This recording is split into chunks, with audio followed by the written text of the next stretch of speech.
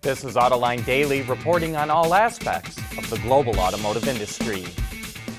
Tesla unveiled its electric pickup last night, what it calls the Cybertruck, and all we can say is wow. It's unlike anything we've seen in a long time.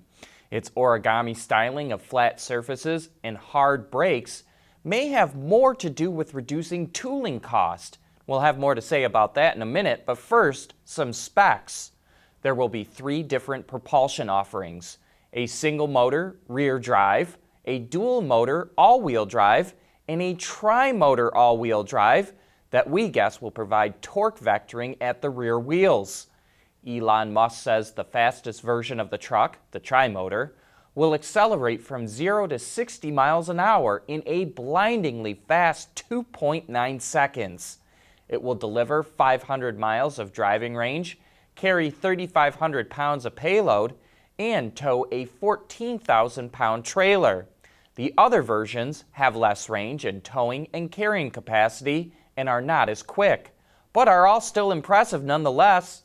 You can click on the headline link in today's transcript or the description box below to get those details. The interior design is similar to other Teslas, with flat, minimalist surfaces and long horizontal lines. A 17-inch screen dominates the dashboard. Thanks to no driveshaft hump in the floor, the layout comfortably provides seating for 6 people. The bed offers 100 cubic feet of lockable storage space, and it has a telescoping ramp built into the tailgate that allows you to drive a motorcycle or ATV right up into it. In fact, Tesla also unveiled an electric ATV it calls the Cyberquad. The pickup comes standard with an air suspension that can be lowered to make it easier to load up the bed. Tesla also showed a camping version with a pop-up tent and a stove that swings out from the bed. But what really makes this truck stand out is the way it looks. The Class A surfaces are made from cold-rolled stainless steel, and note that they are completely flat. The hood, the roof, the sides, and the tailgate are completely flat. Note that the wheel wells feature straight lines with hard brakes. Even the windshield and side glass is flat. There are no compound curves, no reverse dihedrals, and no rounded surfaces. Besides creating a unique look, we think Tesla is doing this to hold down tooling cost. The exterior panels all look like they could be fabricated, not stamped, and even if they are stamped, they look like they could be done with 1 set of dies per panel instead of the 4 sets of dies it typically takes.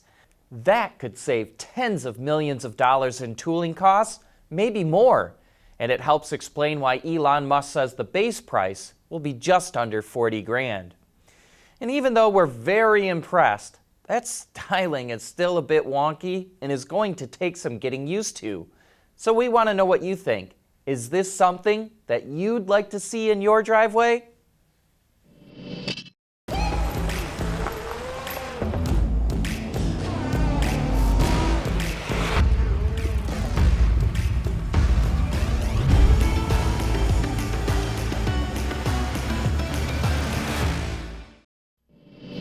Well, GM thinks it could be a great competitor against Tesla's new Cybertruck and Ford's proposed electric F-Series.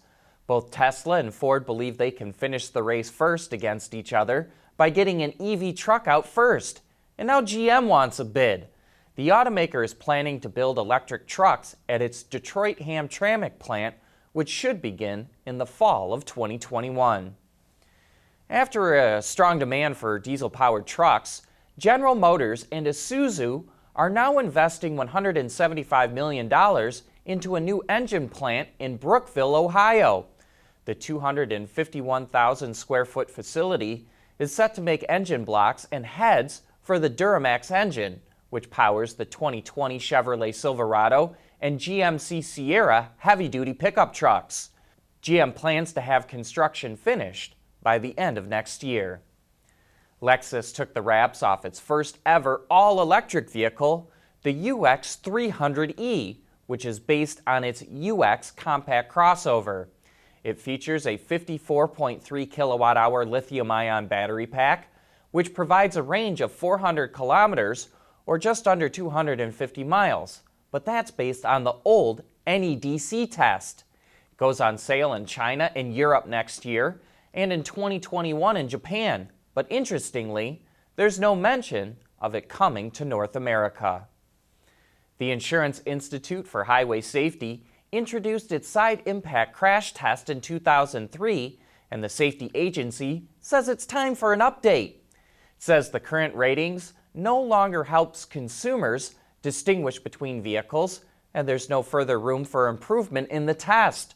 Expected to launch next year, the updated side impact test will include a higher impact speed and a heavier, movable barrier, which represents a more modern vehicle. The IIHS says the data collected during the current test correlates closely with fatality risk, so the new test will likely use the same dummies and collect similar information as the current one. The Detroit automakers have the highest labor costs among automakers in the U.S., and GM's and Ford's new contracts with the UAW pushed wages up even higher. So is this going to put the Detroit automakers at a competitive disadvantage with foreign automakers building cars in the U.S.? Well, on Autoline this week, Kristen Dichek, a labor expert with the Center for Automotive Research, shared her insight on the issue. You know, at General Motors, they're looking to early retire or retire, incentivize people to leave 2,000 production workers and 60 skilled trades. That's a limit. The Ford tentative agreement has unlimited amount of production workers and 200 skilled trades.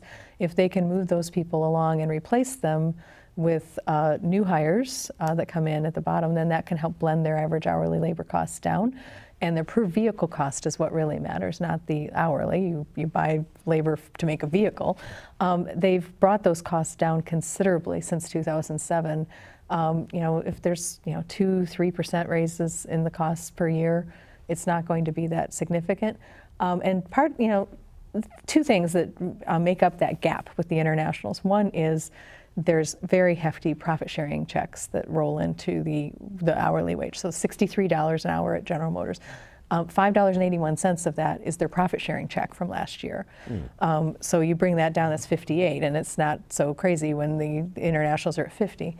The internationals are also a blend of different companies that some of them just started their operations, and they may have 3, 4, 5-year grow-ins to their top wage, but the plant's only 2 years old, so nobody's got 5 years. They're not at the top of their scale yet either. So the internationals are not going to stand still, and there's some flexibility in these agreements to bring the temps to permanent status and to blend the average hourly labor cost down. Mm-hmm. You can watch that entire show right now on our website, autoline.tv, or you can find it on our YouTube channel. Autoline Daily is brought to you by Bridgestone Tires. Your journey, our passion.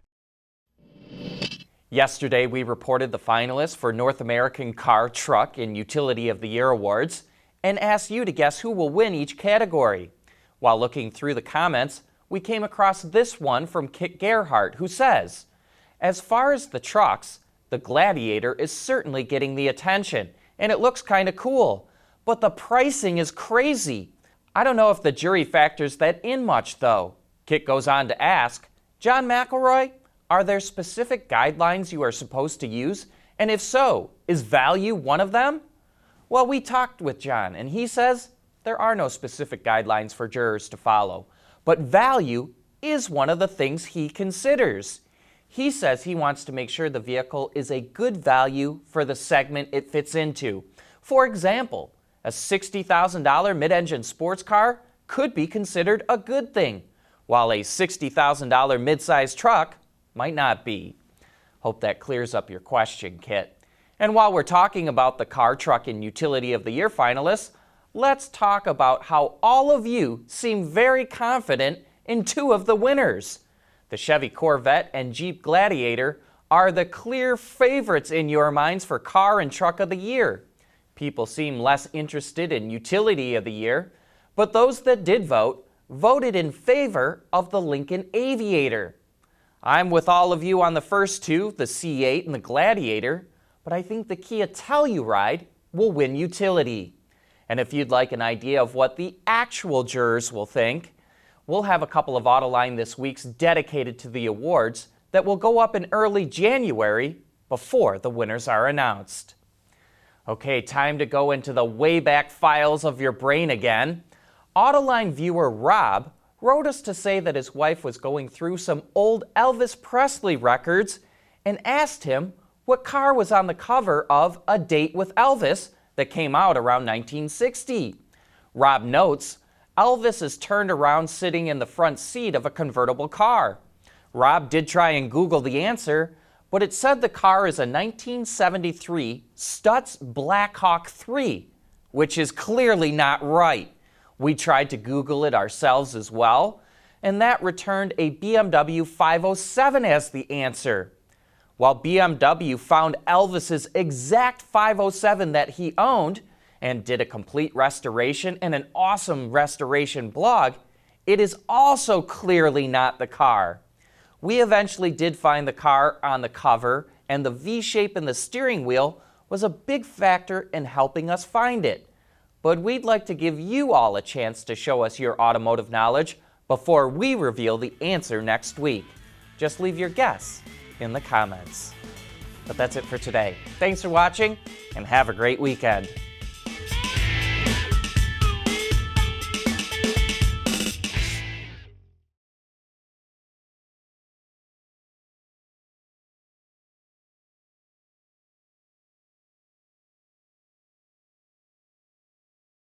Wards is the industry leader for news, data, and analysis. That's why companies across the globe subscribe to our premium service, maybe even your own.